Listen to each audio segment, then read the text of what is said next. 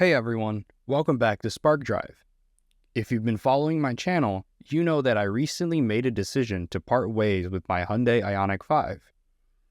In this video, I want to dive deeper into the reasons behind my choice and provide you with a more detailed analysis. Let's go.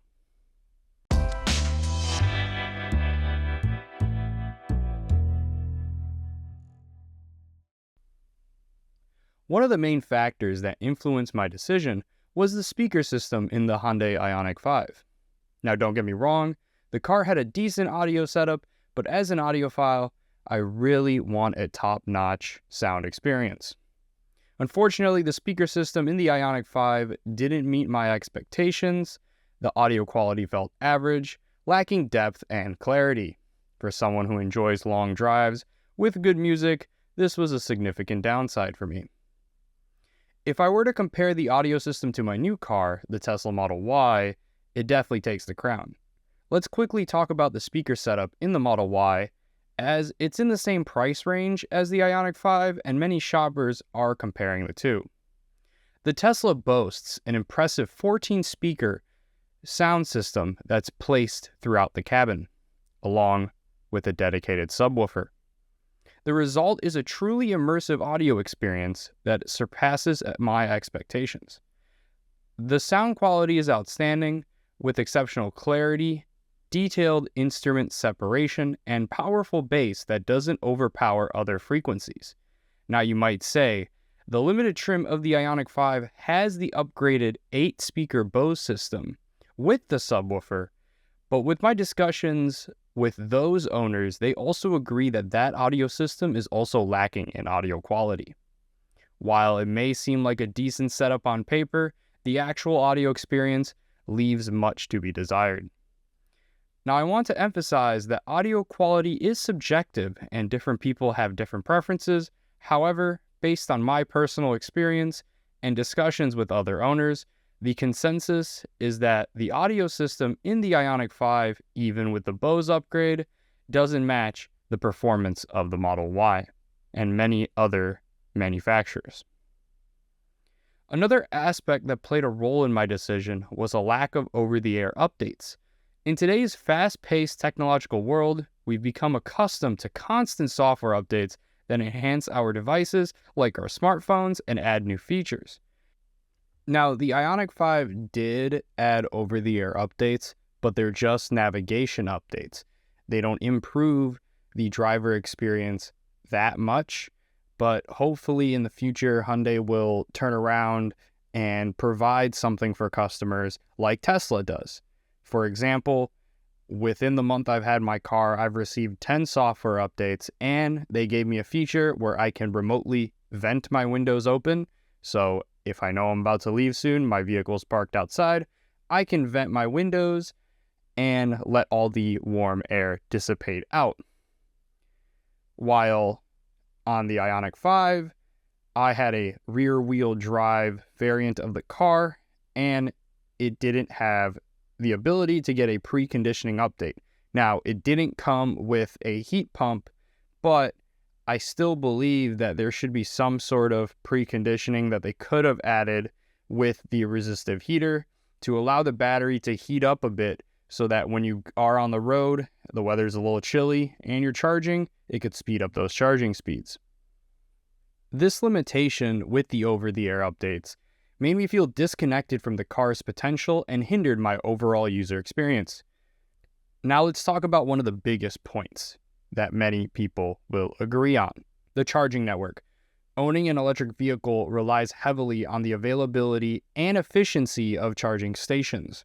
While the Ioniq 5 had decent range at about 300 miles and could be charged at home, so you could wake up with a full charge without needing to go to a gas station, I found it challenging to rely solely on Electrify America's charging network when I needed to charge on the go. Now, I know there's other charging networks available, but Electrify America is the one that Hyundai kind of pushes because they give you a free 2-year subscription to it to allow for free, unlimited 30-minute sessions. While the number of fast charging stations available wasn't limited, they were quite unreliable, making long road trips a bit of a hassle. The lack of a well-developed charging network made it difficult to plan and execute longer journeys, ultimately impacting the practicality of the vehicle for me. I also have another video discussing this bit in more depth, and I'll leave it in the description for those who are interested. But if you look at Tesla's charging network overall, it is a very simple experience. I actually was very surprised when I used it for the first time compared to Electrify America's pulling up, plugging in, having to go within the app to initiate charging and make sure it works by getting into the vehicle. For Tesla, you pull in and you quite literally just plug in and that's it. You don't have to, provide payment or anything. It's automatically using your saved payment method, which I really think Electrify America should do to provide a more seamless experience.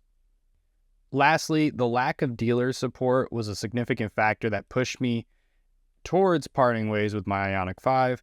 When facing any issues or needing assistance, I expected a seamless experience with the Hyundai dealerships.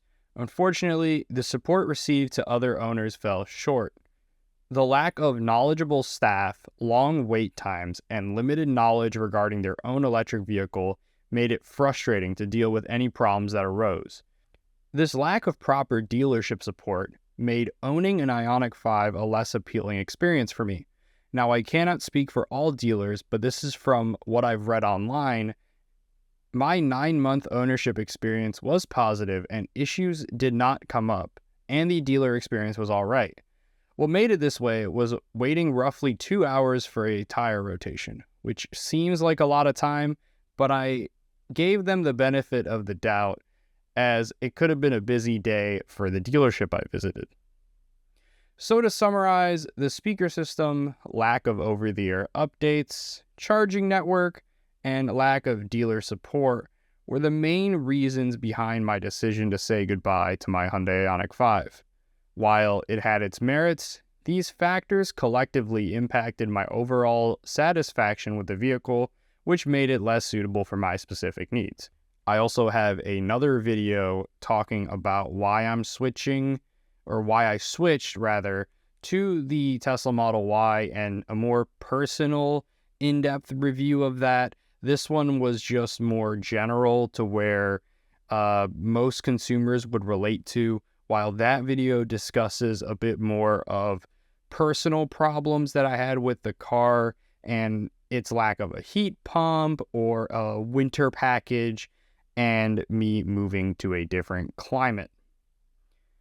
Hopefully this video helps anyone shopping for an electric vehicle or someone who is thinking about purchasing an Ioniq 5. If you have any questions or if you've had a similar experience with the Ioniq 5, please let me know in the comments below. Don't forget to leave a like and subscribe to our channel for more content like this. Peace.